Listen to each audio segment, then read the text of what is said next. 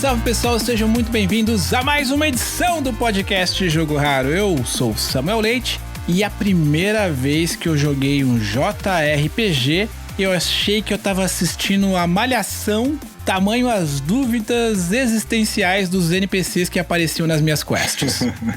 Eu sou o Luiz Kuntz e será que Zelda é um JRPG? Pois é. Bom, hoje a gente vai fazer um programa bastante aguardado, onde a gente vai, em razão do pouco tempo que a gente tem, evidentemente, fazer uma espécie de sobrevoo dentro desse gênero tão querido e odiado por parte importante dos colecionadores. Gui, sobe o som japonês, que hoje o tema é JRPG.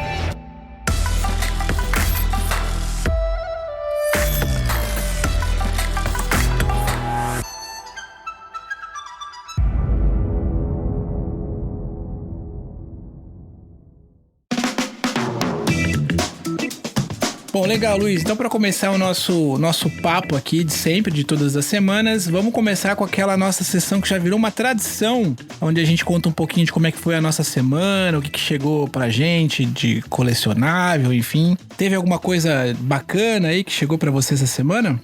Teve sim, Samuel. E falando em tradição, essa semana foi tradição japonesa, então, já que a gente tá no tema. É que eu tenho duas coisas para falar, uma triste e outra feliz. Vou começar pela triste. A triste é que eu tô aos poucos colecionando alguma coisa dos original soundtracks, né, das trilhas sonoras dos jogos que eu mais tenho carinho. E duas eu já consegui da série Xenoblade, que eu gosto bastante. Então eu já tenho de Xenoblade Chronicles 1 e eu tenho de Xenoblade Chronicles X. E tá sendo muito difícil eu conseguir de Xenoblade Chronicles 2, que apesar de ser um jogo que fez bastante sucesso, a trilha sonora tu não encontra mais para comprar novo. Então eu sou obrigado a depender do eBay, depender de, às vezes, tu acha um preço legal, mas o frete é 3 vezes o valor do preço, essas chatices.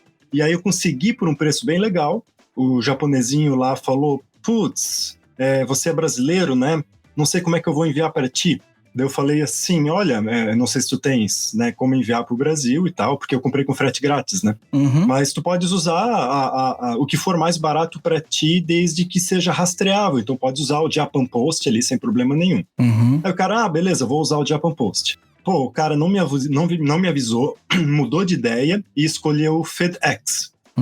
E aí o problema disso é que, apesar de ser um item que para mim custou $42 frete grátis, entrou naquela burocracia desses couriers, né, desses carriers que são privados, e aí os caras taxaram um item de R$230 que eu paguei, e aí eles, na hora de eu pegar o item com eles vieram com uma maquininha de cartão pedindo R$389 de taxas. É isso aí. E aí eu olhei pro cara e disse assim, pode devolver pro remetente. Você devolveu? Imagina. Porque assim, eu pedi pro cara mandar por Japan Post, que daí ia parar nos Correios do Brasil e teria uma grande chance de eu nem pagar imposto, só pagar aqueles R$15 lá do frete de Curitiba pra sua cidade. Sim. E o cara não me atendeu, né? O cara pegou e fez diferente, então eu não vou pagar R$400 de taxas por um item que eu paguei R$230, né? É complicado. Boa, uma vez aconteceu algo parecido comigo, mas eu precisava muito, que era uma armação de óculos, e aí o cara, mesma coisa, não mandou pelo formato que a gente sabia que não ia possivelmente tarifar, e aí veio também FedEx da vida, e ficou caro, ficou o preço que eu pagaria aqui no Brasil, e eu tava com óculos armação quebrada e tal, eu engoli a seca, acabei comprando, e acabou que fez algum sentido, porque seria o mesmo preço que eu pagaria aqui no Brasil. Mas todo o benefício de ter tido de comprar fora caiu por terra ali. É triste quando isso acontece. Mas tem o seu lado bom também, que eu consegui bem barato um Steelbook, e Steelbook tá cada vez mais difícil de conseguir, não tem mais tanto no eBay, quando acha é meio caro. Sempre foi caro para brasileiro, né? Porque a gente tem pouca edição Steelbook nacional, a gente tem que importar tudo. Mas daí eu achei uma também da série Xenoblade, o Xenoblade Chronicles, um Steelbook exclusivo coreano, bonitão. Olha. E esse deu tudo certo. Ele custou aí uns R$150, 160, e aí também foi frete grátis. E foi aquele rastreio bem bom, que é aquele rastreio que começa com a letra L. E aí é aquele rastreio que daí vem direto, chegou em uns 15 dias. não passou ali por Curitiba, veio direto pra mim e tudo certo, tá na minha mão e é bonitão. Acho que eu vou amanhã postar no Instagram pra galera. Boa. Eu aprendi contigo isso aí. Se vier com a letra L, a sorte grande de não dar problema, né? É isso aí, L de Luiz, vai dar tudo certo. Boa. Bom, aqui do meu lado foi uma semana mais tranquila do ponto de vista de recebíveis e faturados. Mas teve algumas coisinhas assim, eu recebi lá do pessoal da Player 2, lá do nosso amigo Taliati, do Bill e do Jefinho, a minha cópia do Tales of Zestiria, para que eu possa fechar aí o subset da Tales, que eu acabei fechando. Uhum. E parte das minhas questões aqui hoje no nosso programa vai ser justamente sobre isso, né? Quer dizer, a gente fala de amar ou odiar, eu vou mencionar qual é as minhas impressões a respeito dos JRPGs. E eu também recebi um controle, que depois eu vou até te mandar uma foto, Luiz, que é um controle do PS3 translúcido vermelho, que eu nunca tinha visto. Muito bonito. É original, né? Porque eu nunca tinha visto esse cara aqui. Uhum. Os translúcidos não são fáceis de encontrar, não, mas eles foram vendidos na América do Norte e Japão também. Cara, é muito bonito. Mostra aqui a bateriazinha do DualShock, né? Pra vibrar e tal. É incrível, assim. Eu paguei um excelente preço, também comprei em live. E tô muito feliz, tô jogando com ele. Inclusive, porque eu quis jogar pra saber se ele ia se comportar bem, enfim. E ele é muito legal. Eu tô muito feliz com o meu controlinho aqui. Vermelho translúcido. Recém-adquirido. E outra coisa bacana também para dividir com os nossos ouvintes é que essa foi uma semana onde eu joguei muito pouco, mas o meu filho jogou muito. Então foi legal ver o meu filho jogando. Ele tá jogando aqui aqui em casa e tal. Ele meio que voltou a se aproximar aqui do videogame. Ele é mais do computador, né? O Bruno sempre gostou mais de computador. E agora ele entrou aqui no PS5 e tá jogando os joguinhos aqui de Play 4, enfim, os Legos da vida, né? Uhum. E é legal acompanhar, ver, né, o início da jornada de um gamer, assim, e das dificuldades, das aventuras, e quando ele começa, de alguma forma, também a gostar de uma franquia, e aí ele quer ver outras coisas, enfim, eu tô meio que curtindo observar isso, né? Então tá sendo bacana acompanhar e de vez em quando jogar junto com ele e tal. Então tá sendo divertido acompanhar esse momento também.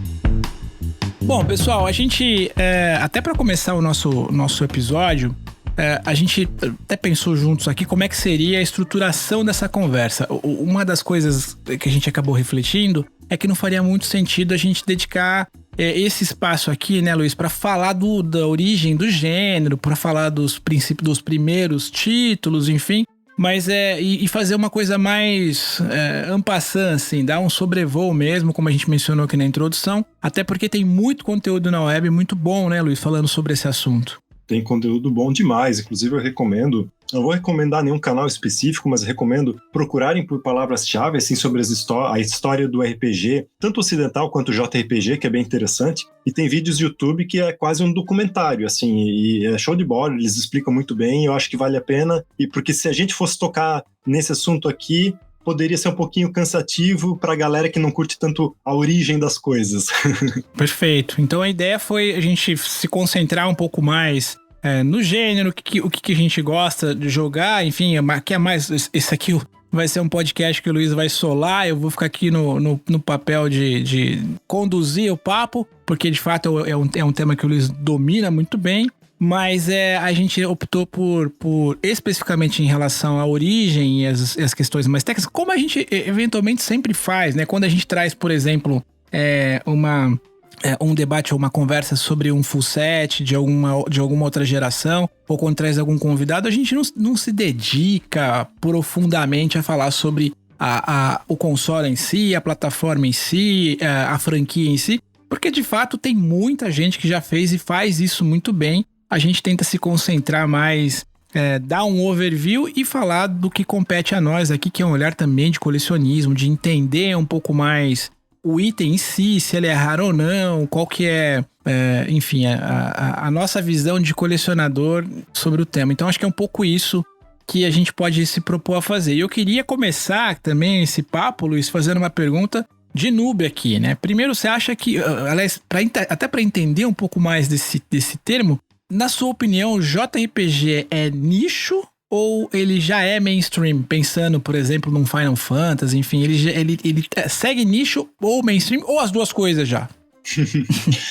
Eu acho, Samuel, pra gente não dizer que não falou de da origem das coisas, a gente pode dizer, só rapidamente, que o gênero, ele teve nos seus ali, anos 60, anos 70, algo muito estereotipado, né? Que era o nerd que não sai de casa, né? Uhum. E aí esse era o nerd que não saía de casa, que daí começou com aqueles jogos de tabuleiro, que começou com os jogos de RPG, né, de mesa, e isso acabou depois na galera que entendia de computação e também gostava desses RPGs de tabuleiro, fez com que eles quisessem transformar isso em um jogo eletrônico. Então dá para dizer que começou algo extremamente nichado, na época extremamente estereotipado, e que aos poucos, em função assim da qualidade e do amor, da paixão por quem criou esses primeiros jogos de JRPG, e também RPG ocidental, acabaram se tornando jogos tão bons que eles alcançaram um certo sucesso, principalmente fora do Brasil. E depois eu explico um pouquinho mais porque principalmente fora do Brasil. Mas dá para dizer que ele começou extremamente nichado, e já é mainstream, porque eu posso perguntar pro meu pai e pra minha mãe, que nunca tocaram no videogame, e falar a palavra Final Fantasy, e eles sabem me dizer que Final Fantasy é um jogo de videogame. Então eu acho que isso, de certa forma, faz com que a gente entenda que é sim algo popular. Então eu não considero hoje, no século XXI, que seja um nicho. Eu acho que já é mainstream. O Final Fantasy acho que é de longe, né, a franquia mais popular, né, que transcende um pouco o gênero, né, porque você tocou num ponto interessante, que é essa coisa de transcender, né, de ultrapassar a fronteira daquele nicho, daquele espaço. E acho que pensando em JRPG especificamente, acho que Final Fantasy é o maior título hoje em dia, né, do ponto de vista de popularidade, não só de popularidade, mas de versões, né? Exato, na verdade compete um pouquinho com Dragon Quest, mas tem muitos Dragon Quest que ainda só saíram no Japão. E é uma franquia que está começando só agora a popularizar no ocidente, né? Mas dá para dizer sem dúvida alguma, Final Fantasy é meio que conhecido por todos, inclusive por quem odeia RPG. O Coelho, né, no episódio que a gente gravou com o Coelho no Japão, ele mencionou isso, o quão Dragon Quest é famoso no Japão, né, como é uma coisa também que transcende a cultura popular, que tá conectado com a cultura popular, né, ele transcende o universo dos videogames. Com certeza, com certeza. E eu acho que Final Fantasy foi um marco muito interessante, Samuel. Eu tô tentando tudo tirar da cabeça agora, mas em algum momento da vida eu já pesquisei sobre isso e eu tô tentando desenterrar aqui do meu HD. Mas é muito interessante porque naquela transição esquisita do Super Nintendo pro Nintendo 64, a maior produtora, né, de JRPGs, que é a Squaresoft, ela tinha um vínculo quase de amor com a Nintendo, né? Praticamente tudo que saía de RPG era para Nintendo e tu não via em outros consoles praticamente. E aí chegou aquele momento esquisito onde eles até começaram a pensar em fazer Final Fantasy VII para Nintendo 64 e aí viram que eles queriam que Final Fantasy VII fosse uma narrativa mais rebuscada, uma maneira diferente de contar a história e passar dos gráficos 2D pro gráfico 3D. Eles viram que essa ideia da Nintendo de cartucho não ia rolar. E aí acabaram migrando para a Sony, então fez um sucesso estrondoso no PlayStation 1, Final Fantasy VII. Sim. E aí, o que aconteceu na época, um pouquinho depois do lançamento, que a Nintendo viu que Final Fantasy VII fez muito sucesso na Sony, houve uma entrevista com o presidente da Nintendo à época, ele já é um senhor de idade, Hiroshi Yamauchi, e o Hiroshi Yamauchi, acho que um pouquinho de dor de cotovelo, ele falou assim... RPGs são aqueles jogos para pessoas depressivas que se trancam nos seus quartos e não querem saber de diversão. Caramba! Então foi mais ou menos aquele estereótipo dos anos 60 e 70 que ele resgatou, e eu acho que com um pouquinho de dor no cotovelo quis dizer que quem joga RPG é um ser depressivo. Qual que foi a tua primeira experiência? Como é que você descobriu o gênero? Como é que você começou a se apaixonar aí por JRPG? Eu acho que a minha paixão por JRPG, ela tem um pouco a ver com a minha capacidade de entender um pouquinho a língua inglesa. Uhum. E aí a gente entra no porquê que no Brasil demorou para engatar o gênero, né? Hoje, né, o nosso sistema educacional está longe de ser bom, mas aos poucos melhora um pouco, né? Uhum. E a gente já tem, então, tanto, né, acho que inicialmente só em colégios privados, agora também em colégios públicos, uma segunda língua, né? Então o inglês está se popularizando e também as crianças e pré-adolescentes já têm a possibilidade de aprender um pouco inglês na escola. Isso é muito bom. Mas na época não era tão difundido a língua inglesa, então tinha essa barreira da linguagem, porque na prática JRPG ele é um livro interativo, né? A quantidade de texto que tem num RPG, ela muitas vezes supera de um livro, talvez, de 500 ou 1000 páginas. Uhum. Então, a pessoa tem que gostar de ler, se não tiver em português do Brasil, como a maioria dos JRPGs não são, cria-se uma barreira muito grande, né? Então, foi ali pelos meus 13 anos, 14 anos que eu conheci Chrono Trigger, que também é um jogo bem famoso, né, de JRPG do Super Nintendo. Uhum. E esse jogo, para mim, marcou demais. Depois fez com que eu queresse comprar muito custosamente, sabe, Samuel? Porque o jogo original de Super Nintendo não era nada fácil nos anos 90.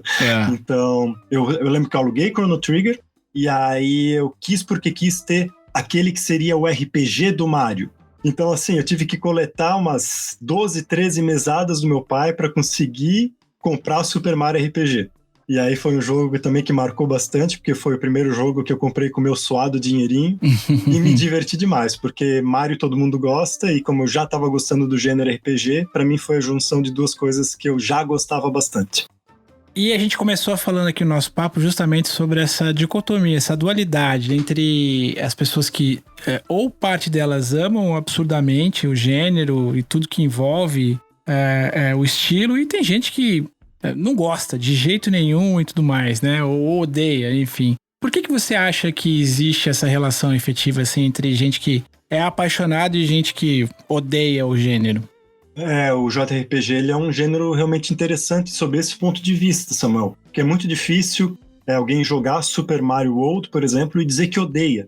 Uhum. A pessoa pode dizer que não faz muito meu estilo, mas eu nunca vi alguém dizendo que odeia Super Mario World, né, por exemplo. Uhum. Mas eu já vi muita gente dizer que odeia RPGs por inúmeros motivos. E eu acho que tem um pouco a ver com aquilo que a maioria das pessoas se propõe quando elas sentam no sofá e ligam o seu console, que é a ideia de escapar do mundo real, e o mundo real, às vezes, ele é um mundo que te exige muita concentração, te exige estudo, te exige esforço físico, esforço mental, e a pessoa senta no sofá, ela não quer mais muito saber de esforço mental. Então é mais gostoso para muita gente pegar um GTA, pegar um Call of Duty e liberar todo o seu estresse dando uns tiros. E da mesma forma, né, pegar aí um Forza Horizon ou um Gran Turismo e brincar a mais de 400 por hora num jogo de corridas virtual, onde também vai sentir aquela adrenalina e vai liberar todo o seu estresse do dia. Isso é extremamente compreensível para mim, e também são gêneros que eu adoro. Na verdade, o que eu queria te perguntar é porque, assim, a minha aversão em especial, Luiz, aos jogos de JRPG, ela é financeira. E eu vou te explicar por quê. Porque esses títulos são muito caros, né? É impressionante, cara. Quando a gente vai ver um título aí de um Tales da vida, alguma coisa nesse sentido, eles são jogos mais difíceis de encontrar, porque possivelmente tem, em razão da baixa tiragem deles. E então não tenho nada contra o jogo, nada contra a temática, mas eu tenho problema quanto ao custo. E se fosse só isso o problema, Samuel, às vezes custo nem é tanto problema, mas tu achar certos jogos por causa da tiragem baixa. Tem uma produtora específica que agora a SEGA comprou, que é a Atlus. Nossa, a Atlus, ela é muito famosa por fazer tiragem baixa dos jogos, e aí é uma encrenca tu encontrar. Até jogo novo, Samuel. Tipo, eu peguei lá do site canadense, do Video Games Plus, assim, na pré-venda, e a pré-venda acabou rápido, tá? De Shin Megami Tensei 5, que é um exclusivo do Switch. E aí eu peguei a versão de Steelbook e tal, e peguei por um preço razoável. Custou aí em reais, tipo, sei lá, uns R$310. E agora, essa versão de Steelbook é difícil tu achar por menos de R$900. Uau. Então, passou muito pouco tempo e já aumentou, já triplicou o valor. Então, é coisa de louco, assim, ó, para quem coleciona, às vezes é mais barato comprar na pré-venda do que esperar baixar, porque às vezes não baixa. Pois é.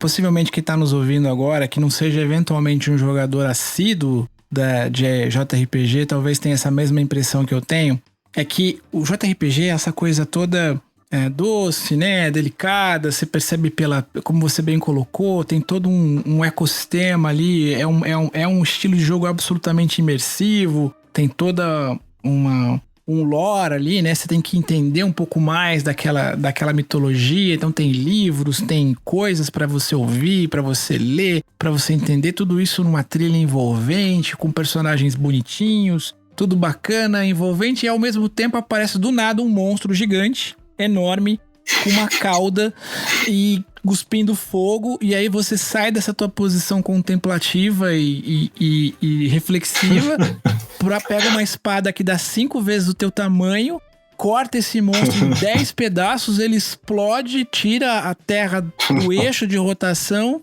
aí a cena dá um slow, um fade, vai de novo pra aquela musiquinha. Parece que a coisa não encaixa. Parece que você sai de um estágio contemplativo, queridinho, carinhoso, pra uma hecatombe nuclear, né? Exatamente. Até isso me fez lembrar dos Final Fantasy, Samuel. Porque no Final Fantasy quase todo tem um negócio chamado Summons, que você invoca criaturas. Isso. E aí quando tu invoca essa criatura, custa bastante MP, né? Magic Points, é um negócio assim meio overpower, pra tu só usar numa hora que tu tá precisando demais. E aí tu vai, e geralmente as animações dessas invocações é tipo explodindo o planeta, assim, sabe? Aí tipo assim, tu explode o planeta, daí acaba a batalha, tu volta ali pro teu campinho de grama e tu corre mais um pouquinho. Tem outras que eu curto bastante, que é como eu tava dizendo antes, Samuel, às vezes é mais interessante do que tu ler um livro. Mas é interessante porque eu gosto de ler livro. E tem alguns jogos que realmente me suprem essa vontade, essa necessidade de ler livro. A própria série, Samuel, que eu mais gosto, que é Xeno, né? Começou com Xenogears no PlayStation 1, foi pra Xenosaga no PlayStation 2, e agora a gente tá em Xenoblade no Nintendo Switch. Ele o criador, que é o Tetsuya Takahashi, ele pega influências de Friedrich Nietzsche, de Sigmund Freud, de Jacques Lacan e de Carl Jung. Então ele vai lá para as profundezas da psicoterapia e consegue incutir isso dentro de um jogo onde a narrativa seja atraente aos olhos de quem joga e ao mesmo tempo podendo matar monstros e destruir planetas. Bom, e JRPG, quer dizer, a gente vem falando isso aqui de certa forma ao longo do nosso papo de hoje, né, Luiz? Ele tem muitos estereótipos e também muitas polêmicas, como a gente bem colocou aqui, né? Muitas percepções distintas, assim, muito amor e ódio envolvido. Mas como é que a gente pode, de alguma forma, avançar, não só na discussão desse assunto, mas principalmente avançar no conhecimento desse assunto, oferecer ou convidar outras pessoas a gostar ou acompanhar e conferir títulos dentro desse gênero de uma maneira um pouco mais saudável, saindo ou do hype, ou do hype positivo ou do hype negativo em relação ao tema? Eu acho que parte, Samuel, desse ame ou odeio, algumas pessoas que odeiam explicam os motivos, tem motivos bem fortes e que eu concordo para odiar. Então, quando a gente fala que JRPG tem alguns estereótipos e algumas polêmicas, não tem como a gente deixar de tratar um assunto que ele é pesado, mas ele é um assunto que, para avançar, é importante que a gente converse e que outros podcasts conversem e que no YouTube seja conversado bastante. E isso é algo da prática oriental que eu acho bastante nocivo, eu acho que não deveria continuar. Que muitos JRPGs, infelizmente, eles fazem uma sexualização principalmente da mulher, uma sexualização de gênero, onde geralmente os personagens do sexo masculino estão todos tampados ou de uniformes militares fechados, e geralmente as personagens femininas, mesmo aquelas que são guerreiras, elas não têm armadura, elas não têm uniforme, elas aparecem assim, metade da bunda e quase, às vezes, uma pequena tira para cobrir os seios. Então, tem essa sexualização, eu acho algo assim muito negativo em relação aos JRPGs. É algo que não acontece só nos jogos eletrônicos e acontece bastante também nos animes, onde tem não se tem um certo cuidado em relação a isso. E claro, nós entendemos que culturalmente as pessoas percebem de maneiras distintas as coisas. E talvez lá no Japão seja uma prática que ainda não é assim tão condenável quanto é no Ocidente. Mas eu acho que, como seres humanos, não importa a cultura que a gente tenha, a gente nunca pode incentivar algo em que a sexualização, muitas vezes, de personagens que, se tu for ver, parecem personagens ou crianças ou até adolescentes ali dentro do jogo. Eu acho que isso a gente precisa avançar e bastante para que até perca um pouco desse estereótipo do ame ou odeie e as pessoas possam passar a ter mais motivos para querer jogar os de RPGs. Tu comentaste, Samuel, que como uma pessoa que não é fã de RPG, o que ela pode fazer para gostar? Eu acho que indo para os títulos bem mainstream, essa parte da sexualização ela praticamente é inexistente e ela é muito mais, ou então ela é muito mais branda. Então quem for para os Dragon Quest, quem for para os Final Fantasy, eu acho que vai ter uma história muito rica, vai ter um sistema de combate bem atrativo e vai poder curtir bastante uma história muito bem construída com uma trilha sonora magnífica. Então, para quem nunca jogou JRPG, eu digo, comece por aquilo que é mais mainstream, pelos clássicos. Comece por um Final Fantasy XV, por exemplo, que é um RPG de ação, que é onde está mais parecido com os jogos de ação que a pessoa está mais acostumada a jogar. E aí, a partir daí, se depois ela quer se aprofundar nos sistemas de batalha, ir para um RPG de estratégia que parece um pouco com as regras de um jogo de xadrez, aí ele vai conhecendo melhor e se aprofundando na medida em que ele quer. Perfeito, Luiz. Eu tô contigo nessa história. Queria só fazer um adendo importante sobre essa questão da sexualização, que é, por exemplo, a gente aqui no Ocidente vem tratando esse tema com um pouco mais de atenção. E eu me lembro que o Mortal Kombat 11 tratou isso de uma forma curiosa, né? Que foi a alteração da personagem, acho que foi a Sonya, né? A Blade, que era nessa onda que você falou, era policial lá, sempre vestindo roupas com decotes sensuais, tal, não sei o quê. E no Mortal Kombat 11 eles colocaram um traje adequado, digamos assim, à personagem e para não trazer esse sentimento de, ou esse ambiente de objetificação ou sexualização da personagem. Então aqui no Ocidente teve essa questão e esse título em especial, né, o Mortal Kombat 11, foi bastante elogiado em razão justamente dessa agenda. Outro exemplo clássico, a Lara Croft, né, que também teve a sua transformação de um símbolo ali sexual para uma, de fato, heroína que estava ali pela jornada da aventura e não sendo objetificada, né? Enfim, a gente não está aqui para polemizar, mas acho que era importante tratar desse tema com a devida atenção que ele merece, sobretudo porque, de fato, nos JRPGs e na cultura oriental como um todo, isso é muito latente, né? Eu não sou fã e nem tenho um profundo conhecimento sobre JRPG, mas conheço bastante sobre da cultura oriental, até em razão da família da minha esposa e tudo mais. Então, de fato, é uma questão cultural. Não temos, digamos, condições de avaliar. Eu, pelo menos, ocidental clássico que sou, não tenho condições de avaliar isso de um ponto de vista ali direto, mas acho que é uma discussão que tem que ser para todos, né? Não, com certeza, Samuel. Mas assim, novamente, né? A gente nunca termina o nosso podcast assim com o lado negativo das coisas. Não porque as coisas não existam lado negativo para elas. Eu acho que, claro, se existe um lado negativo, a gente não vai deixar de falar. Mas o JRPG, ele tem um lado também muito, muito gostoso e até uma coisa um pouco assim, infantil, entre aspas, mas que é legal, que é uma sensação de dever cumprido muito legal quando tu chega no final do jogo, porque é como aquele livro que tu gostou muito, que a história era envolvente, e aí tu folheia a última página e diz, cara, que livrão que eu li. É isso aí. Eu acho que isso acontece muito no JRPG, porque eles costumam dar aquela caprichada nas últimas horas de jogo para dar aquele final épico em que quando tu chega nos créditos, quando tu mata o último chefão, ele te dá uma sensação tão boa assim de conquista, que acho que é muito parecida com a sensação de quem platina, quando chega e consegue aquele último troféu e dá aquele plim da platina. Não, a sensação de platina não é assim. A sensação de platina, você quer quebrar o videogame, porque você não aguenta mais jogar aquele jogo, você quer destruir, você quer... Sabe o que eu faço quando eu platino alguma coisa? A primeira coisa que eu faço, eu apago o jogo. Eu apago, eu não quero mais ver o jogo. É sério. Eu deleto o jogo, eu não quero mais ver. É uma angústia. Mas brincadeiras à parte, eu entendi o teu ponto. E eu acho que é um pouco isso mesmo. É a coisa da jornada do herói, né? Que você tá se referindo. Que é você concluir aquela aventura. Como você lê, de fato, um bom livro. Quantas vezes eu tive essa sensação também na literatura, né? De terminar um livro ali...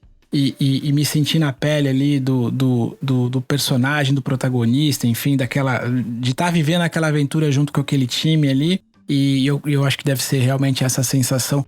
Eu tive essa sensação, de certa forma, quando fechei lá o Final Fantasy, enfim, então é bem legal mesmo. É que os RPGs têm uma coisa que chega a ser ridículo, mas é divertido ao mesmo tempo, que algumas histórias, elas são tão... fora da realidade, que no fim do jogo, o último chefe literalmente é Deus. Então, tu se sente muito fodão porque tu matou Deus. É isso aí.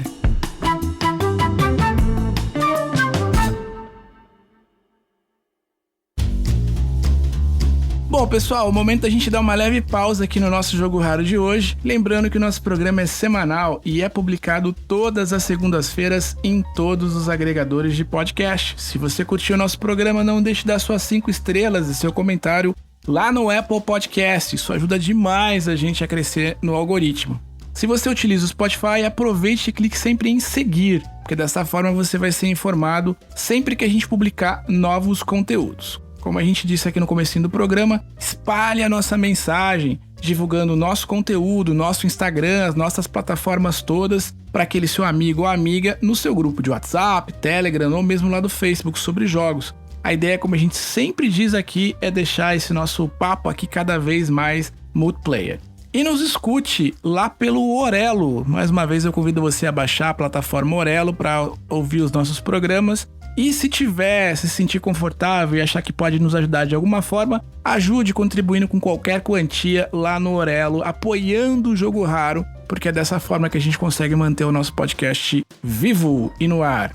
Bom, se você também quiser deixar pra gente aqui uma mensagem de texto ou voz, mande pra nossa caixa postal aqui pro 19997656300, que é o nosso WhatsApp. Repetindo, 19997656300. Então é isso, pessoal. Muito obrigado mais uma vez aí pela audiência. E a gente se vê na semana que vem. Um grande abraço e tchau, tchau. Abraço, pessoal. Valeu, galera. Até semana que vem.